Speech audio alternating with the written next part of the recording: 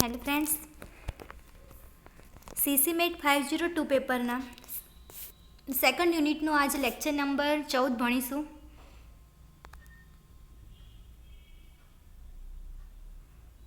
તો વિદ્યાર્થી મિત્રો, આજે આપણે એક થિયરમ ભણવાના છીએ જેની અંદર કનેક્ટેડ સેટનો ઉપયોગ થશે. જે કનેક્ટેડ સેટનો છે થિયરમ, જે આપણે આગળના લેક્ચરની અંદર કનેક્ટેડ સેટ, સેપરેટેડ સેટની ડેફિનેશન આપણે ભણી ગયા છીએ. તો એ ડેફિનેશન અને એના ઉપરથી આપણે આજે થિયરમ ભણીશું. તો જોઈએ સ્ટેટમેન્ટ એનું. થિયરમ છે આપણું કે a subset E of a real line R is connected if and only if for xy belongs to E, x less than y, if x less than z less than y implies z belongs to E. અથવા તો કેવી રીતે પૂછાશે બીજી રીતે, late E subset R, E is connected if and only if E is an interval. તો E જે છે connected હોય તો if and only if prove કરો કે E જે છે એ ઇન્ટરવલ છે. એવું ઇન્ટરવલ એટલે ક્લોઝ ઇન્ટરવલ. ઇન્ટરવલનો મતલબ કે તમારે જે ઈના જે મેમ્બર એક્સ અને વાય જે આવશે એ બંને વચ્ચે કોઈ પોઈન્ટ આવેલા હશે, કાં તો ક્લોઝ ઇન્ટરવલમાં હશે, ઓપન ઇન્ટરવલમાં હશે. એવી રીતે આપણે એ પ્રૂવ કરવાનું છે. અને પહેલું સેન્ટેન્સ આપણને શું કહે છે કે subset E of real line R, આરને E સબસેટ છે અને આ E જે છે કનેક્ટેડ છે. તો ઇફ એન્ડ ઓનલી ઇફ એવું મેળવો કે X Y belongs to E, x less than Y, if X less than Y less than Z implies Z belongs to E.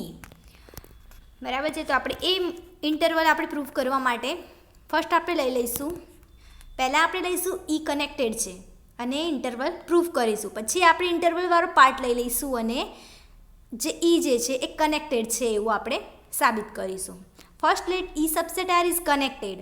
તો અહીંયા આપણે E કનેક્ટેડ છે એવું લઈ લીધું અને આપણે શું સાબિત કરીશું, we show that for some x Y belongs to E, x less than Z less than y, then z belongs to E. Suppose for x Y belongs to E, હવે આપણે ધારી લઈએ કે Eના કોઈ બે મેમ્બર લઈ લઈએ, X Y belongs to E. આપણે X અને વાયની વચ્ચે ઝેડ આવેલો છે એવું આપણે સાબિત કરવાનું છે. તો for x Y belongs to E, x less than y less than or z less than y for some z then z does not belongs to E. આવું આપણે ધારી લઈએ. બરાબર કે z જે છે એ x અને yની વચ્ચે આવેલો છે એવું આપણે બતાવવું છે અને એક્સ વાય જો એમ Eના એલિમેન્ટ છે એમ જ z પણ Eનો છે એવું આપણે સાબિત કરવું છે.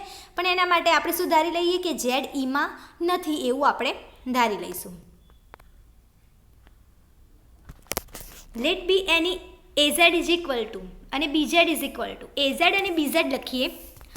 તો પહેલાં AZ બરાબર આપણે શું લખીશું, open interval minus infinity to Z integration E and BZ is equal to open integration Z to infinity integration E. Since AZ union BZ, હવે આ AZ અને BZ આપણે જે લીધા એનો યુનિયન કરીએ તો આપણને શું મળશે, minus infinitive open interval Z intersection E union of plus open set Z ધન ઇન્ટિગ્રેશન ઇન્ફિનિટિવ ઇન્ટરસેક્શન E. તો આમાંથી કોનો યુનિયન થશે, યુનિયન છે કેવી રીતે લખાશે આને કે પહેલું જે ઇન્ફિનિટિવવાળું પદ છે માઇનસ ઇન્ફિનિટિવ Z ઓપન ઇન્ટરવલમાં એ યુનિયન થશે Z ઓપન ઇન્ટરવલ Z ઇન્ફિનિટિવમાં ઇન્ટરસેક્શન ઓફ E.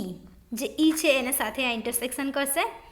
તો આ જે પદ છે એનો મતલબ શું થાય છે કે minus infinitive Z open interval એટલે કે માઇનસ ઇન્ફિનિટિવવાળું પદ છે એના પછીના એલિમેન્ટ અને ઝેડના આગળના એલિમેન્ટ જે છે એ આ સેટની અંદર આવશે. બરાબર છે. અને બાકી બીજો સેટ જે છે એ શું કહેવા માગે છે કે ઝેડ પછીના એલિમેન્ટ અને આલ્ફા પછીના પહેલાંના એલિમેન્ટ, ઇન્ફિનિટિવ પહેલાંના એલિમેન્ટ અંદર આવી જશે. તો એનો મતલબ કે બંનેની અંદર ઝેડ લીધા જ નથી. બરાબર. પણ બાકી જેટલા એલિમેન્ટ છે આરના જ હશે, માટે આખો આર હશે અને ઝેડ એલિમેન્ટ હશે જ નહીં અંદર. તો આની જગ્યાએ આપણે શું લખીશું, R minus Z integration E. તો આ બંનેનું ઇન્ટિગ્રેશન કરતાં સૌથી નાનો સેટ કયો થશે, E થશે. તો તો આપણા માટે અહીંયા શું મળશે? અહીંયા ઈ મળશે. ઈ સબસેટ આર છે and z does not belongs to E છે. તો એઝેડ યુનિયન બીઝેડ બરાબર આપણને શું મળ્યું? E. Here A Z subset minus open interval minus infinitive to z implies A Z bar. તો હવે એઝેડ બાર લખવો છે એટલે કે ક્લોઝર એટલે ક્લોઝ ઇન્ટરવલમાં હોય, તો આ ઓપન હતો એની જગ્યાએ શું લખાશે? ક્લોઝ ઇન્ટરવલ તરીકે. જો એઝેડને તમે ઓપન ઇન્ટરવલ તરીકે લખો છો તો એના બારને તમે ક્લોઝ ઇન્ટરવલ તરીકે લખો. Close interval minus infinity Z and BZ જે છે એ સબસેટ ઝેડ ઇન્ફિનિટિવ છે. તો બીઝેડને આપણે લખવું હોય બાર રીતે તો એને પણ ક્લોઝ ઇન્ટરવલથી લખાશે. હવે એઝેડ બાર ઇન્ટરસેક્શન બીઝેડ લખીએ. એક ક્લોઝ છે ને એક ઓપન થશે, સોરી, બરાબર છે. એ બાર જે તમારે બાર ફોર્મમાં લખો છો એની અંદર એક ક્લોઝ થશે અને એક ઓપન થશે. એઝેડનો બાર ઇન્ટરસેક્શન બીઝેડ બરાબર શું લખાશે? ઓપન ઇન્ટરવલ માઇનસ ઇન્ફિનિટિવ ઝેડનો close interval intersection B Z. B Z એટલે કે ઝેડથી ઇન્ફિનિટિવ. તો આ બંનેની અંદર ઇન્ટિગ્રેશન કરતાં તમને શું મળશે? 5 મળશે. કેવી રીતે 5 મળશે? કારણ કે માઇનસ ઇન્ફિનિટિવ લેવાના નથી અને એના આગળની જેટલી સંખ્યા આવે છે એ તમે લેશો અને ઝેડ લેશો. જ્યારે એના સાથે ઇન્ટરસેક્શન કરો છો એ કેવા એલિમેન્ટને કરો છો? ઝેડ હોતો નથી. એનો મતલબ આ ઝેડ લેવાનો છે અને અહીંયા ઝેડ નથી. મતલબ કે ઝેડ ઇન્ટિગ્રેશનમાં આવશે જ નહીં અને ઇન્ફિનિટિવથી આગળના પોઈન્ટ આવશે. તો બંનેનું ઇન્ટરસેક્શન કરતાં આપણને શું મળશે? 5 મળશે. બંનેનું ઇન્ટરસેક્શન કરો તો તમને 5 મળશે. તો ઇક્વેશન 1 આપી દો. એન્ડ એઝેડ ઇન્ટરસેક્શન બીઝેડનો બાર. હવે એઝેડ ઇન્ટરસેક્શન બીઝેડનો બાર લઈ લઈએ તો એનો ઇન્ટરસેક્શન કરતાં આપણને શું મળે છે? 5 મળે છે. એમાં પણ 5 મળશે. તો અહીંયા ફ્રોમ 1 અને 2 પરથી શું લખી શકાશે? એઝેડ ઇન્ટરસેક્શન બીઝેડનો બાર બરાબર 5 અને એઝેડનો બાર ને ઇન્ટરસેક્શન બીઝેડ એ પણ 5 છે. તો AZ and BZ R separated થયા, બરાબર. સેપરેટેડ સેટની ડેફિનેશન આપણે આગળના લેક્ચરની અંદર ભણી ગયા કે સેપરેટેડ આપણે કોને કહેતા હતા? કે જે બંને સેટ છે એ બંનેનો ઇન્ટરસેક્શન કેવો થવો જોઈએ? 5 થવો જોઈએ, પણ એના ક્લોઝર સાથેનો, બરાબર. So also A Z union B Z is equal to E અને ઈ જે છે એ ડિસ્કનેક્ટેડ છે, બરાબર છે. And but we have E is connected. આપણે તો ઈને કનેક્ટેડ લીધો છે, આનો યુનિયન ઈ મળે છે, એનો મતલબ તો ડિસ્કનેક્ટેડ થયો ડેફિનેશન પ્રમાણે. કેમ કે કનેક્ટેડની ડેફિનેશન શું કહે છે? આ બંનેનો યુનિયન ઈ ના મળવું જોઈએ તો એ કનેક્ટેડ થાય. તો અહીંયા ઈ મળે છે તો આપણે ડિસ્કનેક્ટેડ કહીશું. But we have E is a connected. આપણે શું લીધું હતું? ઈ કનેક્ટેડ છે. અવર સપોઝિશન ઇઝ અ રોંગ. આપણે જે ધાર્યું હતું એ આપણે અહીંયા ખોટું પડે છે, કારણ કે અહીંયા આપણને ઈ જે છે ડિસ્કનેક્ટેડ મળી જાય છે. જે ઈ આપણે આપણે લીધેલો જ હતો કે એ કનેક્ટેડ છે. thus for any x Y belongs to E x less than Z less than y implies Z belongs to E. તો એનો મતલબ કે આપણે શું લીધું હતું? શું ધાર્યું હતું? કે એક્સ વાય ઈમાં હોય અને એક્સ અને વાયની વચ્ચે જે ઝેડ છે એ ઝેડ ઈમાં નથી એવું આપણે ધાર્યું હતું. પણ અહીંયા આપણે એ ખોટું પડે છે, માટે અહીંયા ઝેડ એ ઈમાં છે એવું આપણે સાબિત થાય છે. એટલે કે આપણી ફર્સ્ટ સાઈડ જે છે એ પ્રૂફ થઈ કે ઈ કનેક્ટેડ લીધા અને આપણને મળ્યું કે એક્સ અને વાય અને ઝેડ ત્રણે ઈમાં હોય તો X less than Z less than Y મળે છે. હવે કોન્વર્સ પાર્ટ આપણે પ્રૂફ કરીએ. કોન્વર્સમાં આપણે શું કરીશું? Let for any x Y belongs to E લઈ લઈશું અને x less than y then x less than Z less than y implies Z belongs to E. આપણે આટલું લઈ લઈશું અને શું પ્રૂવ કરીશું? કે ઈ જે છે એ કનેક્ટેડ છે. તો ઈને કનેક્ટેડ બતાવવો છે તો આપણે પહેલાં ધારી લઈએ કે ઈ જે છે ડિસ્કનેક્ટેડ છે, બરાબર. અને એને આપણે ખોટું પાડી દઈએ તો એ કનેક્ટેડ છે એવું કહી શકાય. તો સપોઝ ઈ ઇઝ ડિસ્કનેક્ટેડ. જો ડિસ્કનેક્ટેડ હોય તો ડેફિનેશન પ્રમાણે શું લખાશે? There exist two non empty separated set A and B of X. A અને બી જે છે એ નોન એમ્પ્ટી સેટ હોય અને બંને સેપરેટેડ હોય. સેપરેટેડ હોય ત્યારે એ બંનેનું યુનિયન બરાબર એ સેટ મળતો હોય તો આપણે એને ડિસ્કનેક્ટેડ સેટ કહીએ. તો ડિસ્કનેક્ટેડ આપણે લીધો છે માટે આપણે એને આવી રીતે લખીશું. એ બી સેપરેટેડ સેટ હોય, A union B is equal to X થાય.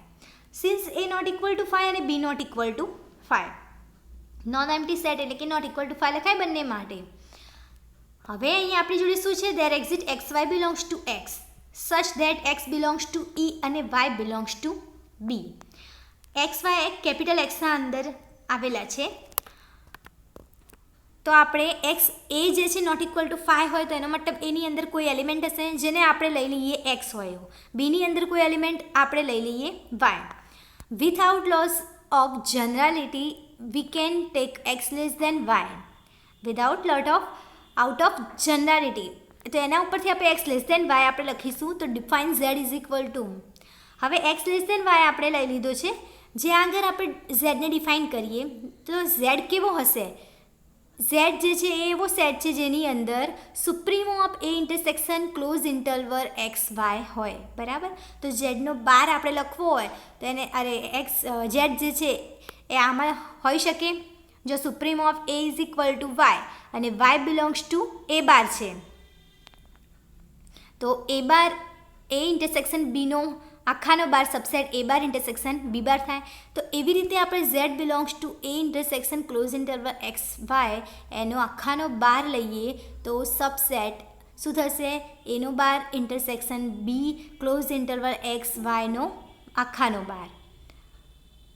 હવે ક્લોઝ ઇન્ટરવલ હોય એનો બાર લઈએ તો એના બરાબર તમે શું લખી શકો છો, એ બાર બરાબર એ લખી શકાય. એવી રીતે અહીંયા શું લખાશે, A bar intersection close interval X Y. Since Z belongs to A bar implies Z belongs to B bar. તો અહીંયા ઝેડ બિલોંગ્સ ટુ એ બારમાં હતો અને Z does not belongs to તમને બી બારમાં મળે છે. એ અને બી એ સેપરેટેડ સેટ છે. Since Z belongs to X Y close interval, તો ઝેડ જો એક્સ અને વાયના ક્લોઝ ઇન્ટરવલમાં હોય તો એને કેવી રીતે લખાશે, so x less than all equal to z ને less than all equal to y, આવી રીતે લખી શકાય. હવે આપણે x less than all equal to z less than y તરીકે લખીએ બિકોઝ ઝેડ જે છે બીમાં નથી, વાય જે છે એ બીમાં છે. તો z does not belongs to y થશે, does not equal to y થશે. વાય અને ઝેડ સરખા નહીં હોય માટે એને લેસ દેન વાય જ લખીએ. We have following 2 cases. હવે આને 2 કેસીસની અંદર આપણે ફાઇન્ડ કરીશું. ફર્સ્ટ કેસની અંદર આપણે લઈ લઈએ કે જો ઝેડ એ બારમાં હોય તો એને કેવી રીતે લખાશે, if z A bar and x does not belongs to A. અરે z does not belongs to A, z એમાં નથી તો એક્સ એ એમાં નથી લખી શકાય એવું. સો એક્સ અને ઝેડ બંને સરખા ના હોય તો આપણે આ કન્ડિશનને લખવી હોય તો ફરી કેવી રીતે લખાશે, X less than Z less than Y. Since z does not belongs to A and z does not belongs to B implies z does not belongs to A union B is equal to E. So z does not belongs to E લખાય. z જે છે એમાં પણ નથી બીમાં પણ નથી તો બંનેના યુનિયનમાં પણ ના હોય. હવે બંનેનો યુનિયન એટલે તો શું થાય, E. તો z does not belongs to E, xy belongs to E, x less than z less than y implies z does not belongs to E મળ્યા. એનો મતલબ કે અહીંયા આપણી જોડે તો છે z એ Eમાં છે એવું આપણે લીધેલું જ છે. તો અહીંયા આપણને શું મળે છે, ઇઝ નોટ અ ઇન્ટરવલ એવું મળે છે. We get a contradiction. તો ફર્સ્ટ કેસની અંદર આપણને કોન્ટ્રાડિક્શન મળે છે. તો સેકન્ડ કેસ હવે જોઈએ જેમાં z belongs to A લઈએ. If z belongs to A then z does not belongs to A bar B bar. z એમાં હોય અને z B બારમાં ના હોય. તો z B બારની અંદર ના હોય તો B બાર એટલે કે B યુનિયન B ડેશમાં પણ ના હોય. z does not belongs to B and z does not belongs to B dash. z is not a limit point of a B. Let delta greater than 0 and the neighborhood and delta of z which is not contain any point of B and delta of B is equal to neighborhood તરીકે એને જો લખવું હોય તો કેવી રીતે લખાશે, z minus del z plus delt. Choose a z1 belongs to E such that z1 less than y. હવે અહીંયા જુઓ તમને જે z1 આપ્યા છે એ કોની વચ્ચે છે, z અને yની વચ્ચે. તો એ લખ્યું છે z1 belongs to E such that z less than z1 less than y. Since x less than or equal to z અને x less than or equal to z less than z1 less than y તો x less than z1 less than y તરીકે લખી શકાશે. If Z1 belongs to A implies Z1 belongs to A intersection X close interval XY. હવે Z1 belongs to A intersection close interval XY છે. Supremo of A intersection close interval XY બરાબર તો શું લખાય છે Z. તો આના જગ્યાએ આપણે અહીંયા Z લખીશું. Z1 less than or equal to Z. તો Z less than Z1. So Z1 does not belongs to A and also Z1 તો શેમાં છે Z માઇનસ ડેલ્ટ અને Z પ્લસ ડેલ્ટમાં છે. તો Z minus delt Z plus delt does not contain any point of B. બીના પોઈન્ટને contain નથી કરતું માટે Z1 એ does not belongs to B. Thus Z1 does not belongs to A and Z1 does not belongs to B implies બંનેના યુનિયનની અંદર Z1 આવેલો નથી, એટલે કે એની અંદર Z1 આવતો નથી. તો XY belongs to E, X less than Z less than Y implies Z1 does not belongs to E. E is not an interval, but we have E is an interval, we get a contradiction. તો અહીંયા આપણને contradiction મળે છે. આપણે શું લઈ લીધેલું હતું? Z1 એ Eમાં છે એવું લઈ લીધું હતું ને એ આપણે રોંગ સાબિત કર્યું. એનો મતલબ બે કેસની અંદર આપણને આ પરિણામ ખોટું સાબિત થાય છે, એટલે કે આપણને કોન્ટ્રાડિક્શન બંને કેસીસની અંદર મળે છે. એટલે કે આપણે જે ધાર્યું હતું કે E જે છે એ ડિસકનેક્ટેડ, એ આપણા માટે અહીંયા રોંગ થશે, માટે E is a connected. Thus E is an interval implies E is connected.